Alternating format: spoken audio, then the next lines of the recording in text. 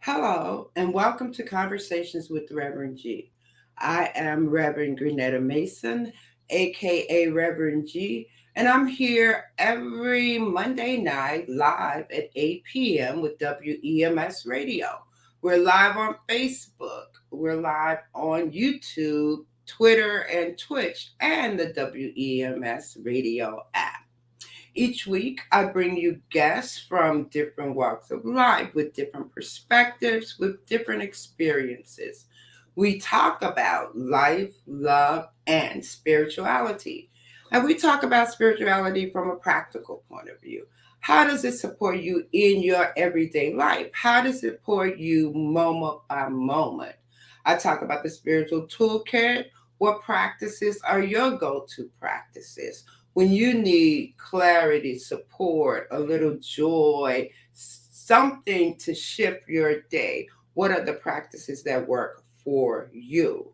My guests share their practices. We talk about ways that life can have you access more joy.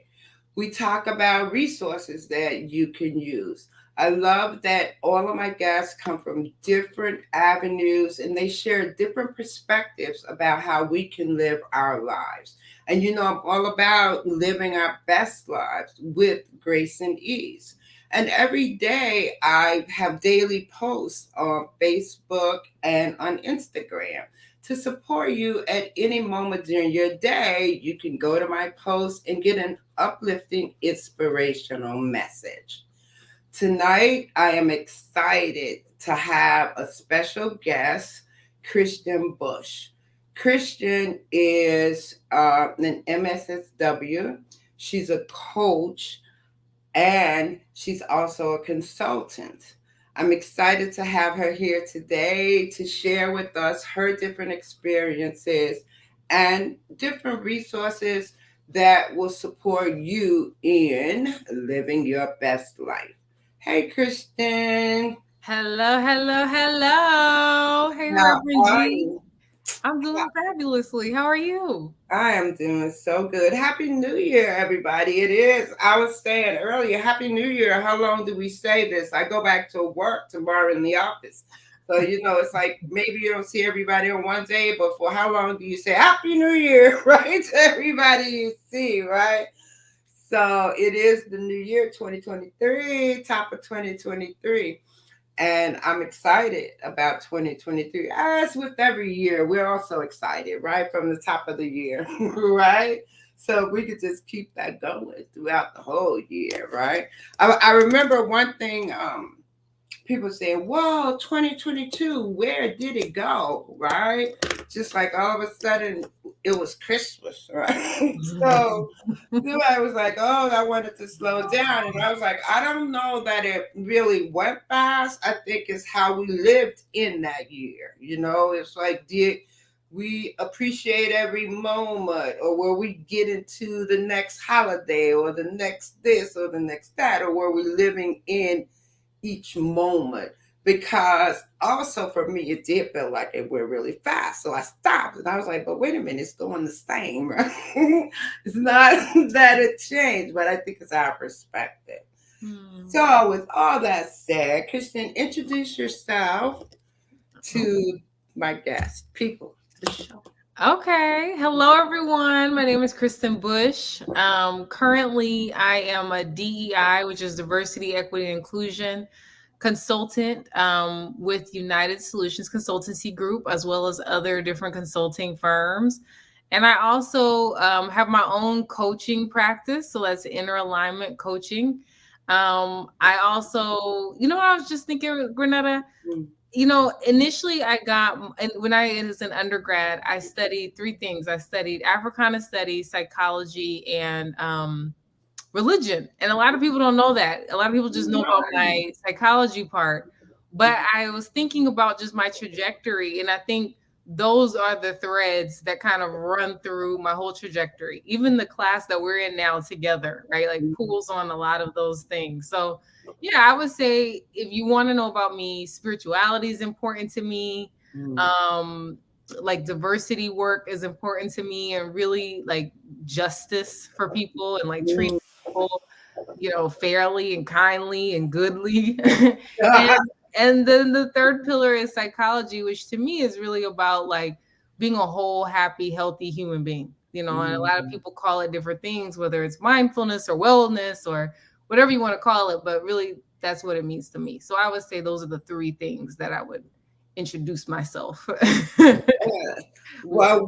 Well, let's talk about, because something came in my brain when you talked about the DEI, and Yeah. what I wanted to talk about was you were. Let's go back prior to COVID, like 2018, 19, where you were at that time, if you could think that. Then there was COVID, and then there is now. Yeah. What have you seen on the DEI front? Mm. Because the whole George Floyd thing happened right before COVID. Then there was COVID, and now there is now. Yeah. You know. I'd say from my perspective, prior to COVID and George Floyd, there were some people who got it, who got DEI and centered DEI. I Mhm. would say after George Floyd, everybody either has to or is interested in it. Like it's a Mhm. priority for people, and why it's a priority varies. For some people, it comes down to their brand and what they want to be seen as. For other people, they really do see how it's showing up in the workplace, how it's showing up in their lives, how inequity is showing up, how a feeling that some folks don't belong and other folks do is showing up, and they really want to do those shifts or changes. So Mhm. I would say the biggest thing is just how it's prioritized, and Mhm. not just in spaces that tend to be very like, I guess, liberal, but really globally how it's being prioritized to me feels Mhm. very different. I would also say there's always hot button topics in diversity, equity, and inclusion. Mhm. But something that I'm really enjoying seeing is that even within DEI now, there's a lot of diversity in terms of how people approach the conversation, Mhm. the way that people help people process through the conversation, so Mhm. that really no matter where you're coming from, you can find something that really fits, I would say, your kind of approach, your style, your company culture. And I think that's really cool right now. So yeah, that's how I'd answer that.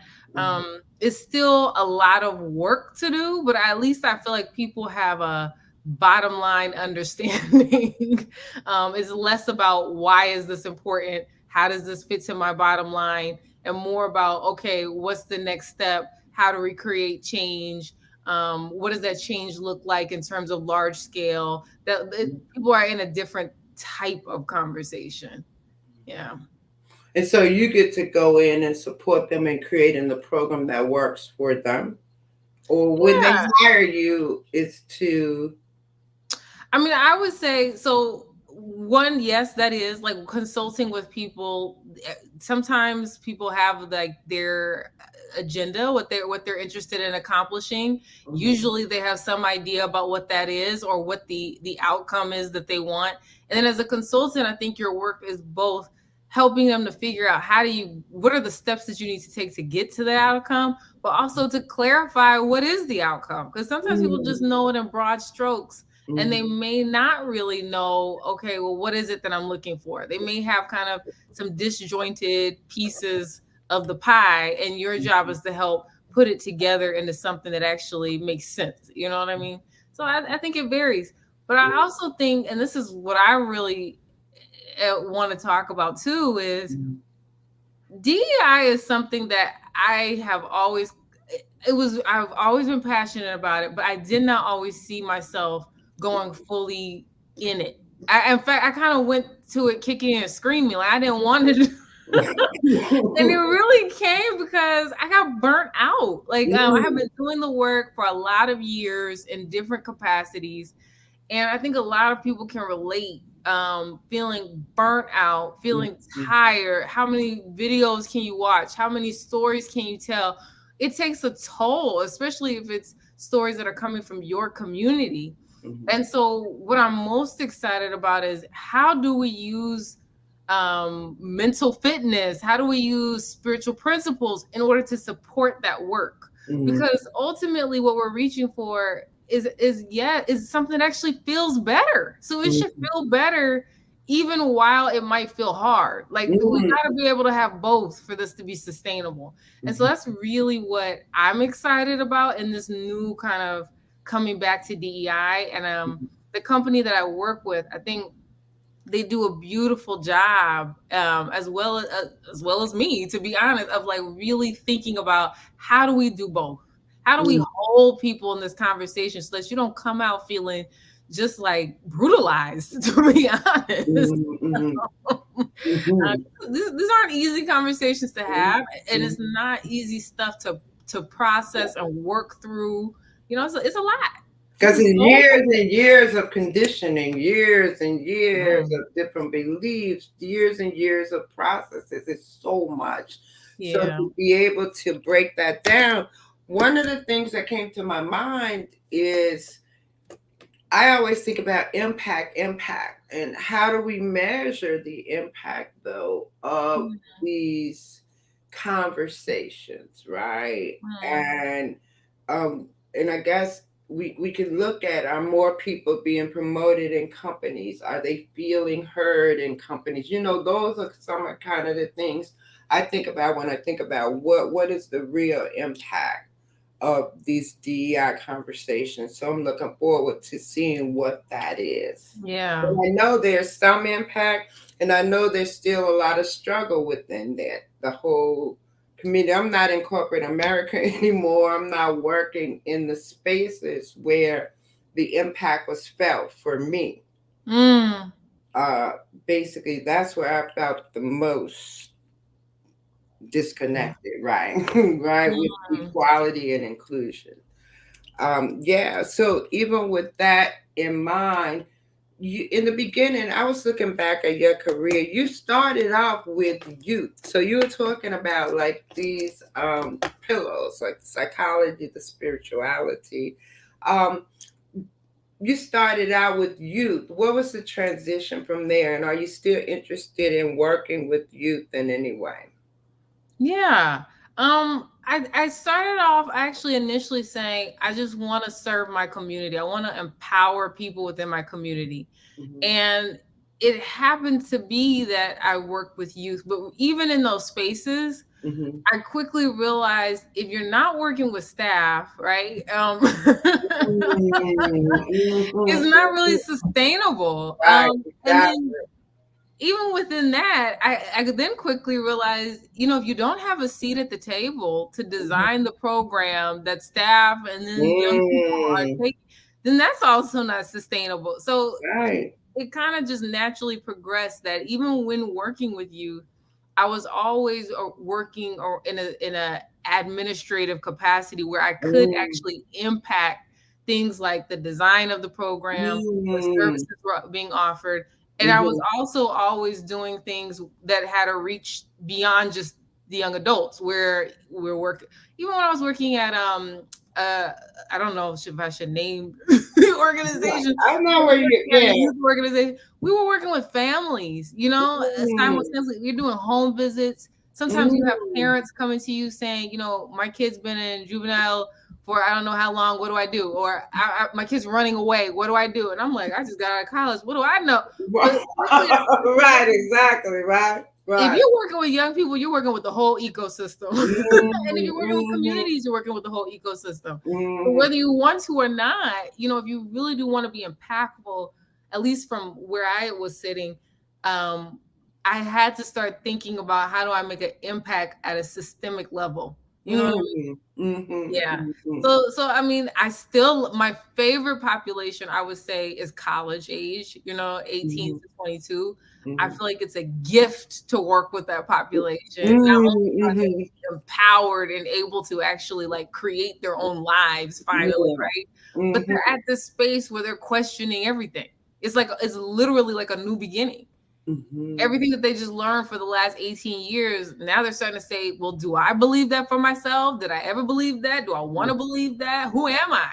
Right, right, right. And that's a really powerful place to connect with a human being and to intersect with their journey, right? When Mm-hmm. they're in all those deep life questions. Mm-hmm. And to empower people. Like Mm-hmm. I worked in one program where it was specifically for underrepresented students, and a Mm-hmm. lot of times they're the only ones in their pre-med classroom, right? And so to Mm-hmm. be that person who not only says I see you, but like can really support them through that process, right? Or Mm-hmm. working with international students and having them tell you deep personal stories about how they're in this family business because yeah, it makes a lot of money, but really they just want to prove to their parent that you can be home while also making money because they never Mm-hmm. had that parent home. Like when Mm-hmm. people are giving you those kinds of stories, they're putting it on your lap. It's a really powerful place. But Mhm. Yeah, I never thought about it from that perspective because I know you worked as an advisor, right? For mm, college students for like what, 8 years or so, right? I mean, probably in total, yes. In Yeah. total, it was like, yeah, 7 years in addition Mm-hmm. to being a director, having a director role. But I always love the advisor piece Mm-hmm. because people will let you into their lives. Like, and I just think there's no greater like honor. You know what I mean? Like that's a gift and an honor than to be allowed in somebody's life and to really be able to forward them on their journey. Yeah, yeah, exactly. It is interesting when we're talking about the mental fitness program and being mental fitness coaches, and we talk about what would be our target audience, Mm, right? And it's something to think about, when I'm listening to you, I was like, wow, I wonder what would, what would be your range or your target audience based on your expertise. And I've always been interested in supporting youth, but I haven't found the way towards that yet. And I feel I work at an educational opportunity center, so under for the underserved population, and they're adults who didn't get their high school equivalency or who need some kind of work mm, um, certifications. So I, like you, find that when they came to my office and I interacted with them, it was about making them making them feel good in the moment, making them feel seen, as you said, mm. and just giving them hope, saying, like, yeah, this is your next step and this can work for you. And there's so many barriers to them really completing it and everything that it does take a lot of support for them Yeah. to complete and move to the next level. And I'm still in education. So over the past 3 years, though, I haven't really had a lot of contact with students as I did prior. And I also did tutoring and math. I was just jumping in wherever I saw, right, there was a need, right? Yes. But yeah, it's interesting now as I'm thinking about youth and how to really serve them. Mm. And Yeah. I like what you said about the 18 to 22-year-old because they still a youth too, right? Trying to figure it Yeah. out. But at least I like that you said they can make certain kinds of decisions that are different from dealing with 13 and 14-year-olds. Yeah. Yeah. It's But I mean, I also hear you too in trying to figure out who's your population because it took me a long time to land on is college 18 to 22-year-olds. It took me a long I worked with a lot of different populations Mhm. and loved them. I mean, I still think about the students in my first program who are now I had them in middle school and they're now in their 20s, right? And sometimes I'm on Mm. Facebook like, oh my God, look at I still think about those students, right? And sometimes I even think about the lessons. I'm like, this is how I would redo that. Right, right, right. But I just found the population, it's about that alignment piece where you feel that click. Like, Mhm. I get you, I see you, I Mhm. understand you, and there's some kind of synergy here with college 18 to 22. That's when I really felt like I'm 100% in alignment. That's good. And that sounds like your company. How did you get to um, the point where now you have your own company, inner alignment. Take us through a little bit of your experience to get to here. You just mentioned that alignment. You name your company that, right? Um, That's true. I know, This right? is fun because Grenetta, the journey started with you. We were in a program together. Moment time. Muffin time. Yeah, see Hey Mo 142. family. Right. And that Yeah. was like what, 6, 7 years ago. I keep forgetting the date, Grenetta. I know, right? This is 23. Was it in 16, I think it was 17? 16. Yeah, 16. I think it was 2016. So it's been a while, right? It's been a while. So, I mean, in 2016, I knew, I don't even, I knew this was something that I wanted to do. And even prior to that, I have been thinking about entrepreneurship probably for even 2 to 3 years before that. Mm-hmm. Um, but it was terrifying. I didn't come from a family. I didn't come from a family of entrepreneurs. It I was like get somebody telling me, Kristen, go to the moon. Like, what? Like, what a mm-hmm. Grenetta-ism chick. What? You know what um, Mm-hmm. but I think in hindsight, God, the universe, the wind, your spirit, whatever you believe, it was really preparing me for the move because between 2016 and when I finally took the leap, I had several transitions like into leadership positions and leadership positions that really required me to be an entrepreneur. Like in the last job that I had to kind of I had to create the position. Like I had to create programs from scratch. I had to assemble teams. And so I was really being prepared to do that. At the same time, I think I was, especially after George Floyd, I mean, it must have happened with a lot of people because Right. the great resignation happened, right? Right. Um, at least for me, what I felt was I loved my position, but everything I loved was kind of tangential to my position. And I had created it because I loved it and there was a need, but it really wasn't central to my position. And I was like, okay, number one, that's a sign. That's a sign. If you're having to create the things that like make you want to still do it and they're not really core to the position, Right. that's a sign that maybe there's something more aligned out there.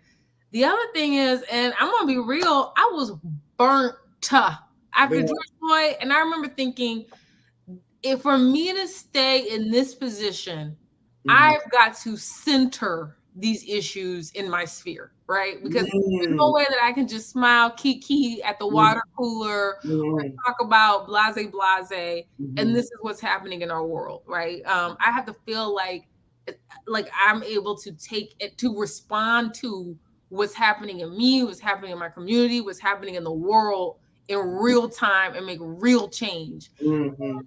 And so I would say that it was just, so that was kind of a natural progression already. Like already things were shifting even on my job, right? Mhm. But I finally made the leap because I was burnt out. I was 1,000% burnout, Mhm. and I knew I can't do it. I can't do it Mhm. anymore. Even the parts of the job that I love, I couldn't do it. And I mean, Grenetta, I couldn't draft an email, to save my life. I'm like, Mhm. why is it taking me like 5 hours to try to Mhm. draft an email? Mhm. Like, Mhm. and I was a director, so you can understand that was a very minuscule and a part of my job, but also I had to do it a lot. So when I got to that point, I was like, you said this about your story.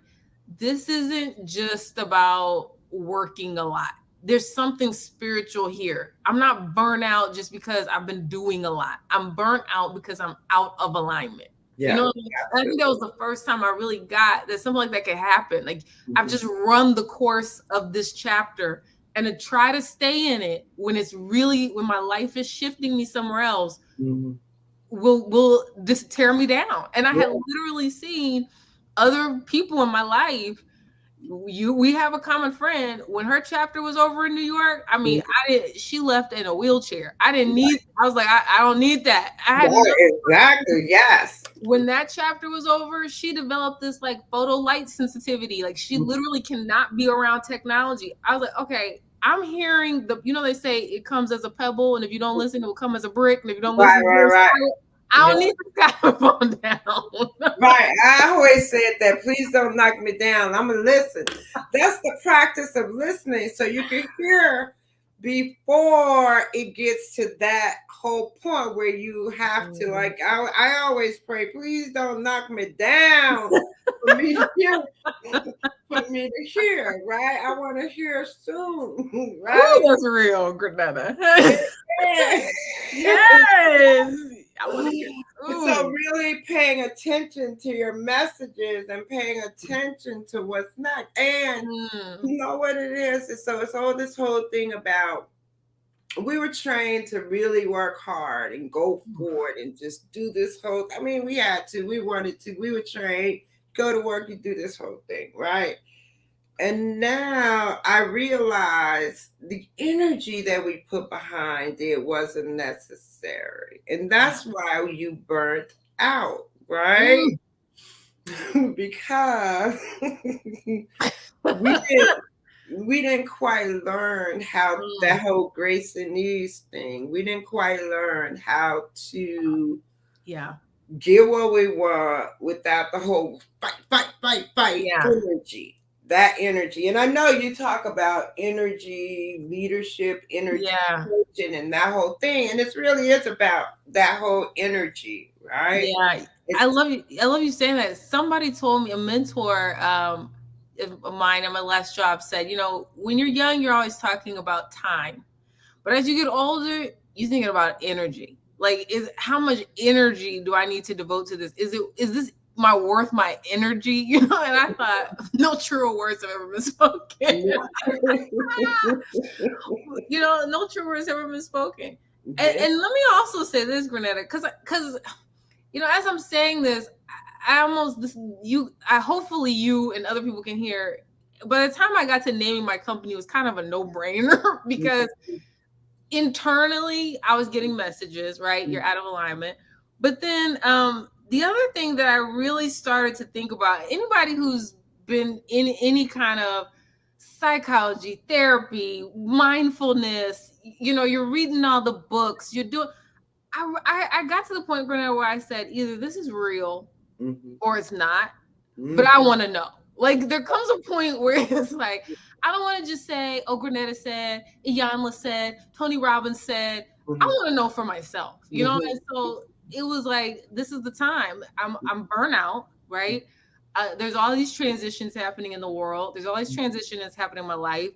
Let's put this stuff to practice. Like, if it doesn't work, great, because I get to whine and complain with the best of them. And if it does work, great, because then I can go ahead and fly and do this. But I wanted to put this stuff to practice. I wanted to actually see, does it work? Do these principles work? And then lastly, I really started doing some equations. My equations? Well, let me tell you. Okay. What's the equation? As a math person, I love equations, right? You're a math person, Granetta, so you know this. So, Granetta, if your job is paying you a salary, right? Let's just do some math, right? They're paying you a salary. That means they have to be making more than that off of you, right? Yeah. Way more than that, right? Way more than that. And then going probably at least double, right? Probably at least double off of you. And then when I really started to think, okay, how many students am I serving? And then, like, what's the impact? And how much would I estimate that value? Like, significantly underpaid, right? Right, absolutely. And so then I also started to think, even things like, when you first apply for a job and you negotiate your salary, they're paying you for your skill set at that time, right? At the time at which you applied. Right. After day one, they're getting a return on their investment. Right. right? Because your Right. skill set will never be as low as Right. it is when you're applying. After day one, your skill set is skyrocketing. Like the Kristen that applied to that job and the Kristen that left that job, I mean, two completely different people. My skill set had more than like exponentially increased. So I Mm-hmm. started to think again, let me think about the math in terms of my value in the market. It Mm-hmm. might actually be worth it to bet on myself. And then I started to think about even things like, what industries could you serve? A lot of these industries, the salary that people are asking for is usually six figures. That's a drop in the bucket. That's a drop in the bucket. When you start thinking about consulting contracts and things like this, it starts to say, yeah, it may be a stretch, but it's not unreasonable. Like it actually is very reasonable when you start to really break it down mathematically. That you have a certain skill set, and Mm-hmm. I honestly, most of the people I know have one. Mm-hmm. You actually could do. You could bet on yourself. It's So interesting. What came to mind for me is about your words, how much you mm, value, how much you feel your worth, yeah, right? And in you're saying like your skill sets and they hire you a certain way, you could go in. I think we limited ourselves, right? Based on what we believe our own value is. And even when we talk about be abundance and worthiness and value, all of that comes into play when we talk about going into the companies and asking for the salaries that we want and feeling empowered enough to say, yes, I am worth this. yeah, yeah. That's real, Granetta. Yeah. So it's really about how much we value ourselves and how much we think we're worth, Yeah. you know? Yeah. And I would just say too, you know, do start doing the math though, because I Yeah. feel like ourselves are sometimes the most unreliable, Well, and you need to see the impact of it. I yeah, agree with you because I worked in the bank and you know damn well they made way more money than they were paying us right? to work there. Way, way more. And I always used to say, oh, I'm paid good, but not as much as they're making, right? Right. So Right. the value didn't seem the same, as you said, for the salary that you were getting for the amount of money that they were making, right? Yeah. So And so I then I always think felt that. that's so real, Granetta. That's so real. And so we start to think, oh well, I think that's the other thing too. We don't have very good test or comparison groups. No, right. But I think gratefully I was in a lot of different spaces and I started to see, to your point about we don't really have to work this hard, Mhm. we just have been conditioned to think. I started to see a lot of people ain't working this hard No. and they're making two, three, four times what I make. So that must mean, and so then rather than feel like bitter about that, I said, so that must mean that I actually have even more value. Yeah. If this Mhm. person can get this salary with this amount of labor, then I've actually got something here. Mhm. And the last thing I'll just say, some people are working like by themselves. They're running an office. You're one of these people, Granada. You're running, you could run the whole thing. So then I thought, you know what? I've run programs. Is it that different of a skill set to run a business? You know what I mean? I've run programs and I didn't know half the stuff. Like you're barely given any instructions on day one and you just gotta figure it out. Is it that different? So I just said, why not? I think a lot of things had aligned. Like I had gone through a breakup, I was burnt out. You know what I mean? I Right. knew what God had spoken to me 6 years prior. The Mhm. world was in collapse and upheaval and change. I thought, Mhm. even if I change, this is a great group to do it with. Nobody's gonna say, "Why'd you change your job?" Everybody's changing their Right, job. right, exactly. The whole thing, everything has changed. It's interesting you say that because um how would you say we talk about spirituality and I didn't know that you majored in religion. That'd be interesting, right? It was just why I mean that you study religion. Yeah. I was one of those lazy. So I took, honestly, I could have had a minor in religion and could have had a minor in Africana studies. I just didn't want to fill out the paperwork.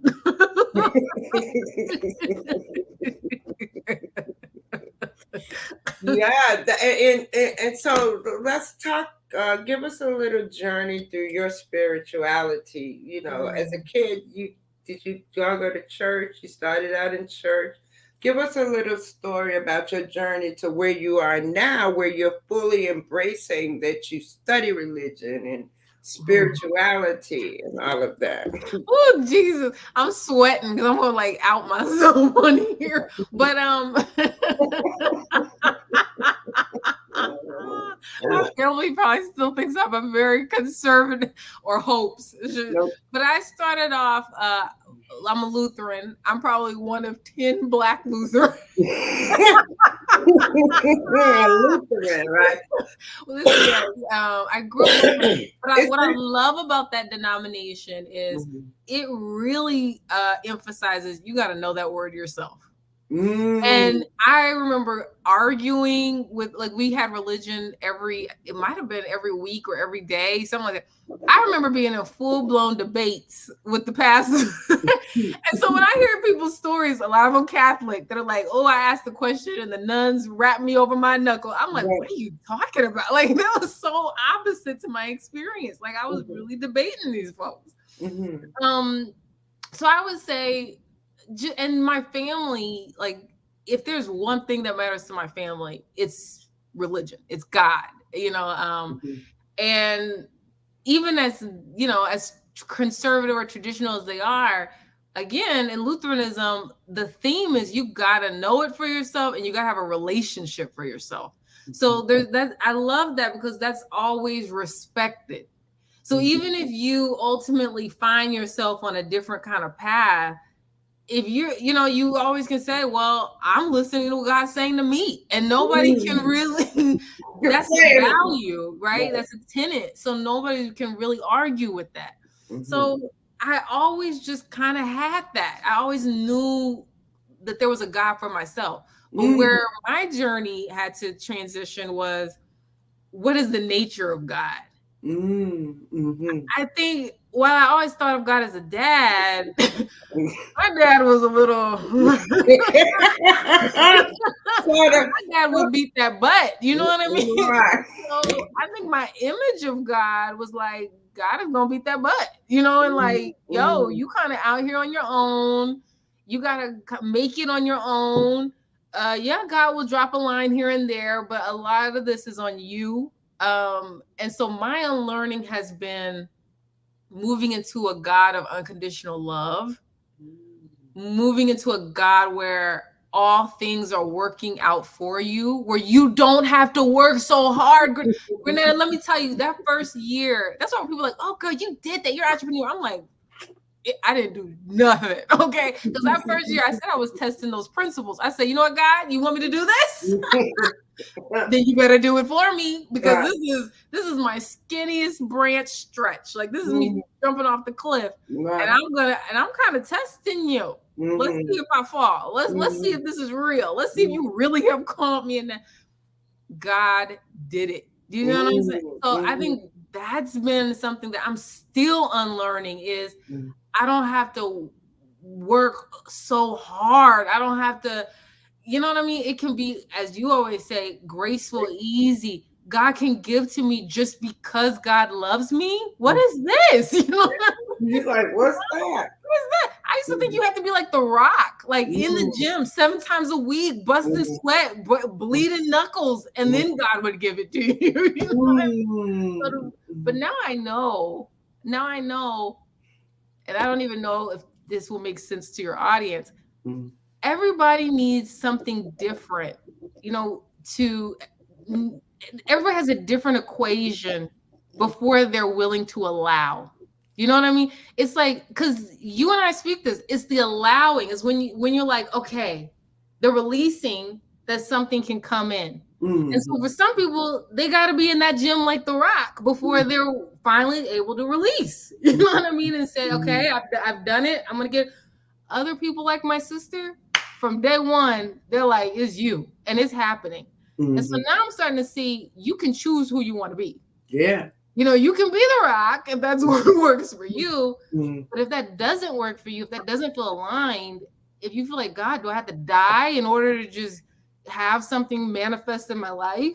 There's other ways that you can do this. And you honestly were really instrumental in showing me you don't got to be the rock with blood Mm. dripping down your forehead just to just to manifest some things in your life. Right. And I always talk about, and I was saying this to somebody today about the action. You have to take an action, but you don't have to have blood dripping, right? It's No. inspired action. And I think that if we stop for a moment, we will find that action that is grace and ease, I say. And I learned that over the years because I was doing the rocks too, right? Really hard for many, many years. And now I finally got to understand that doesn't take all that. And you know how, and I think about it because in momentum, we make declarations all the time and they come true. Why is that, right?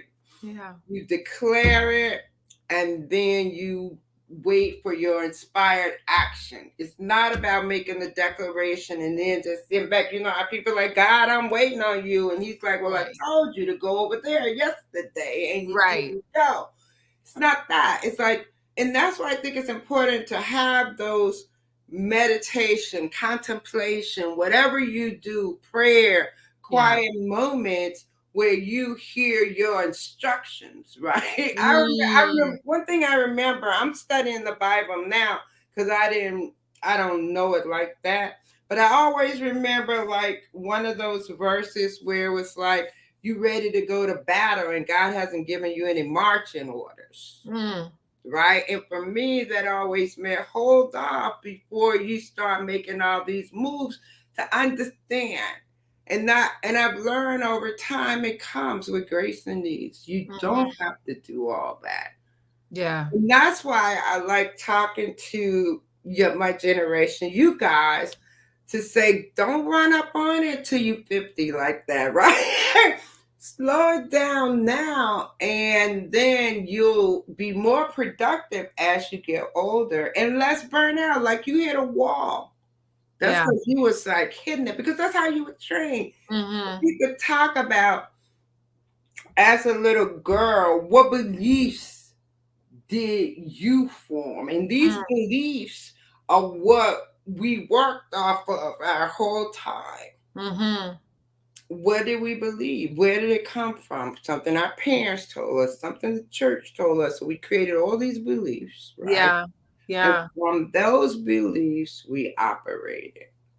That's And real. I think about if we look at what are our beliefs, because we talk about abundance a lot. What are our beliefs about money? We have to really examine that, right? Yeah. And it goes back to what we said about our worthiness. What is our belief about money? How much are we worth, right? It's totally about how what we believe about money and compensation and how much we think we can really get. Mm. And for me, I always say, oh, money. I didn't put emphasis on money less. Mhm. In a way I did, in a way I didn't. I spent all the money, right? But I always look to make more. My whole goal was if I want things, I need to just make more, right? And I could say I've lived like a really great life. I've had, the ups and downs of all of that, but nothing really crazy. I've been financially secure. I've been able to handle my finances in a way that I've just had the best life.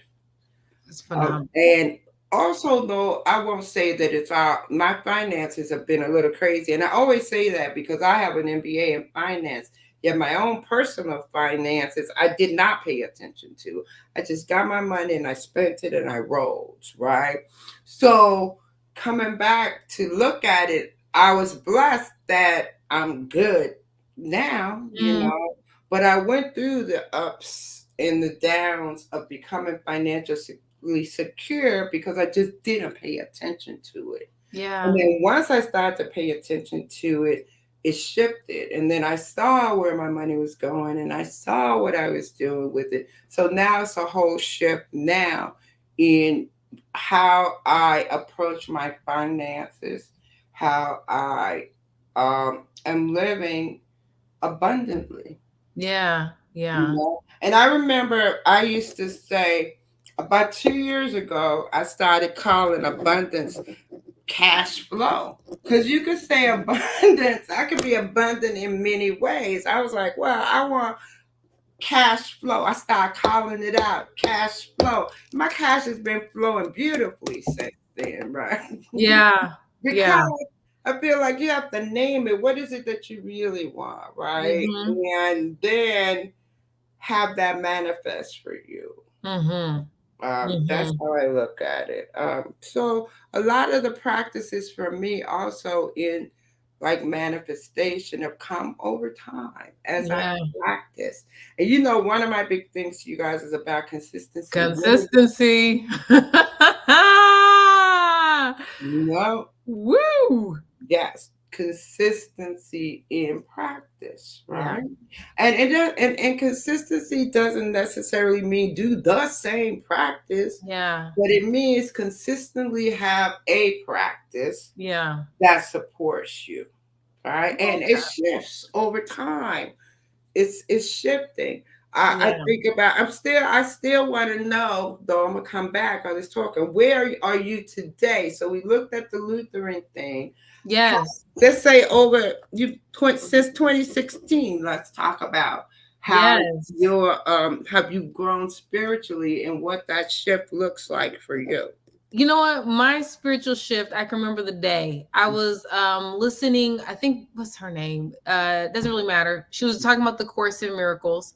Let's see about And I that. remember realizing that I didn't have to get run over by the world, right? Like Mm, that there were actually practical tools that I could apply. And I'm a Cancer, so my mood literally, Grenetta, before I was on this call, my mood was in the tank. It can go up, it can go down, it can go up.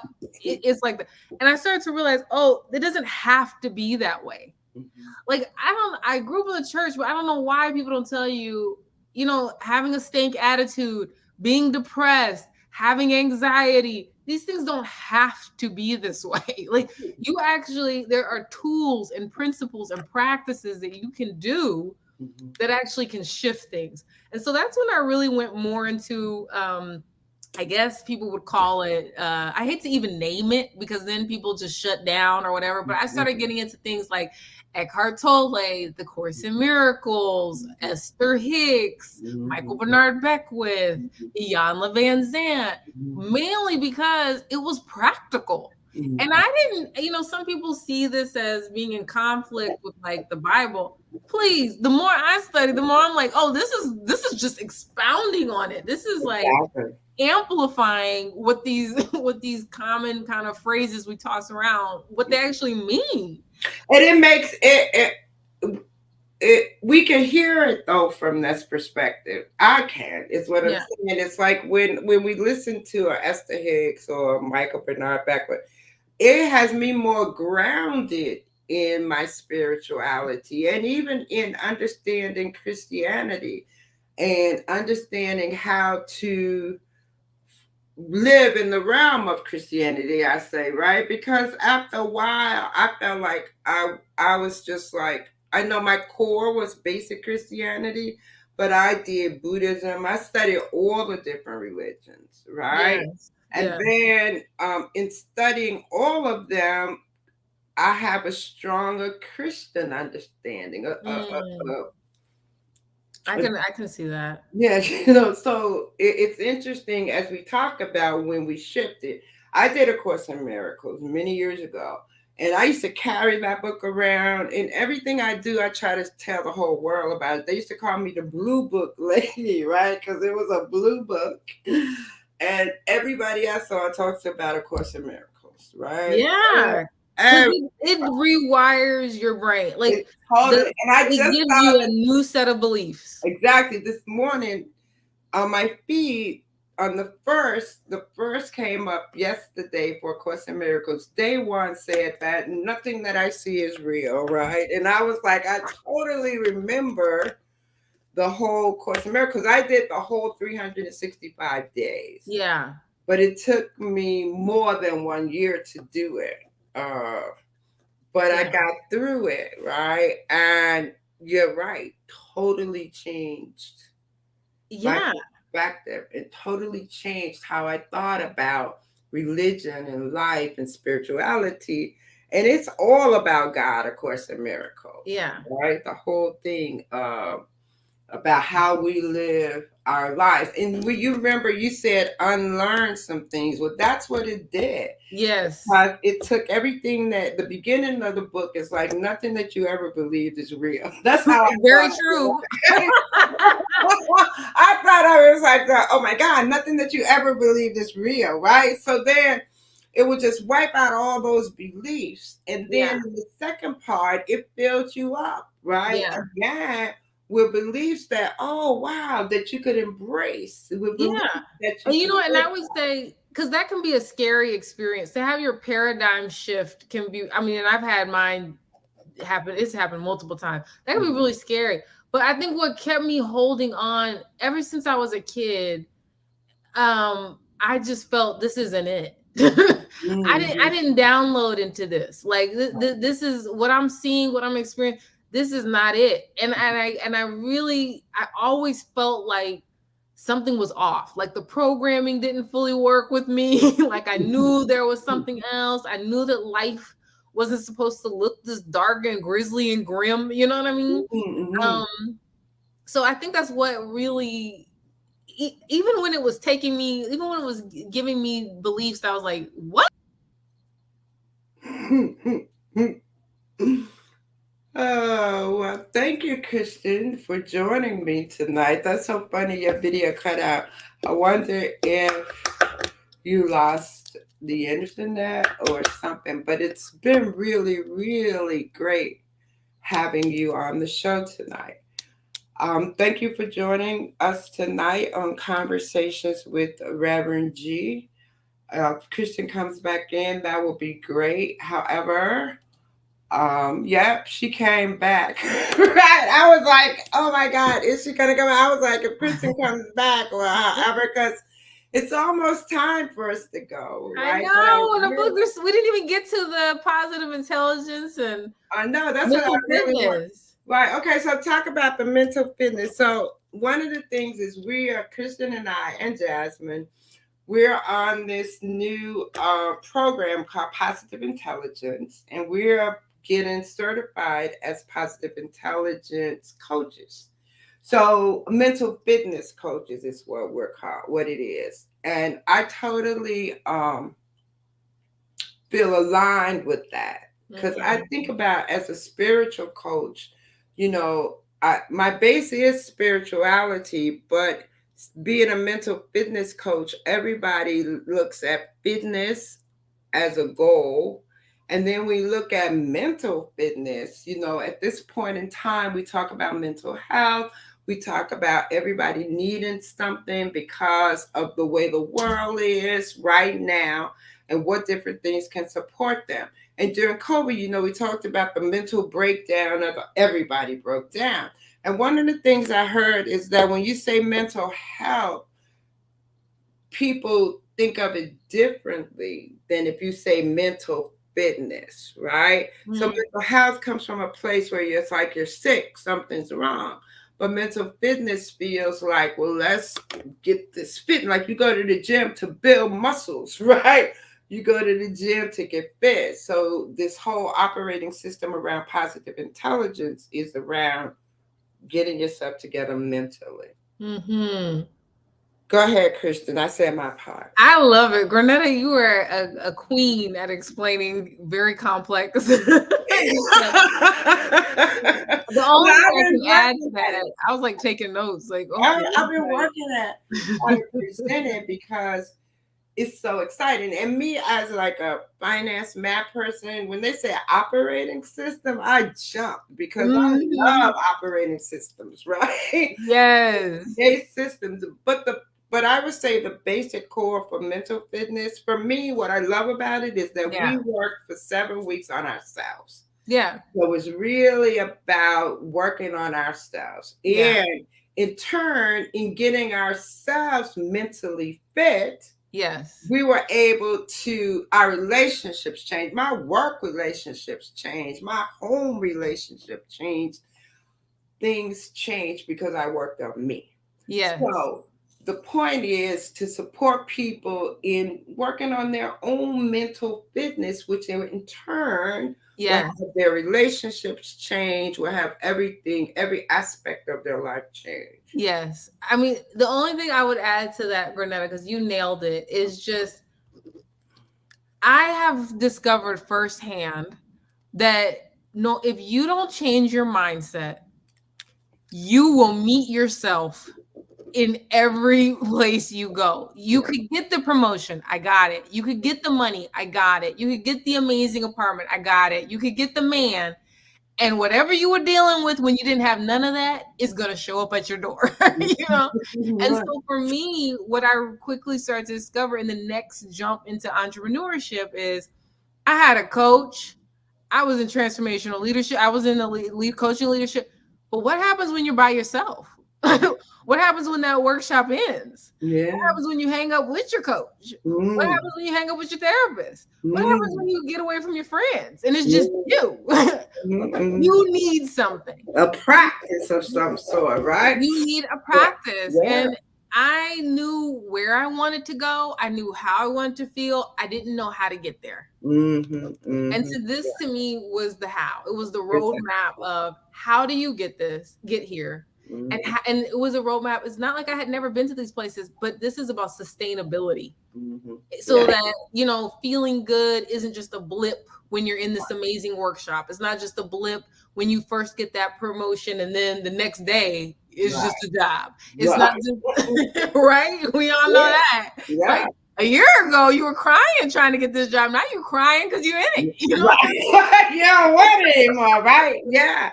And that is true because we really get to look at ourselves, Yeah.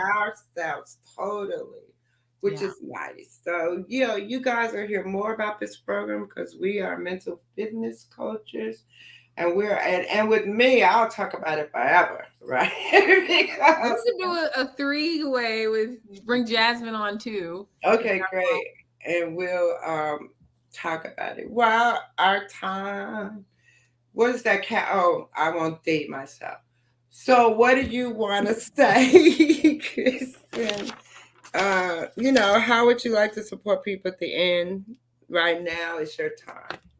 Okay. Well, I mean, I would definitely say people who are really looking to apply, right, spiritual principles, mental fitness to either DEI or to career, especially if you're making a huge leap like the one I made into entrepreneurship. I am a coach, and that's really what I do is support people around those two areas. But whether you're specifically looking for me or somebody else, get something because these times I feel like we're not in the same world. This is not the same world prior to 2020. And I'm finding mental, emotional health, your energy, those things are feeling like more and more of a commodity. You know what I mean? And something that's valuable and that has to really be cultivated and grown. So find something, find a practice, as Grenade always says, and make sure that you're caring for your mental and emotional health. Well, thank you, Kristen. It's been great having you on the show, sharing your Thank experience you. with us. And I will talk to you tomorrow. We'll have our pie meeting, right? Yes. So have a great evening. Bye. Bye. Thank you for joining me tonight on Conversations with Reverend G. I'm here every Monday night at 8 p.m. WEMS Radio Live. We're on Facebook, we're on YouTube, Twitch, and Twitter, and the WEMS Radio app. You can find me every day with inspirational messages on Facebook as Reverend Grenetta Mason and on Instagram as Rev Grenetta. Happy New Year. Make 2023 your best year, and I will see you again next week. Bye.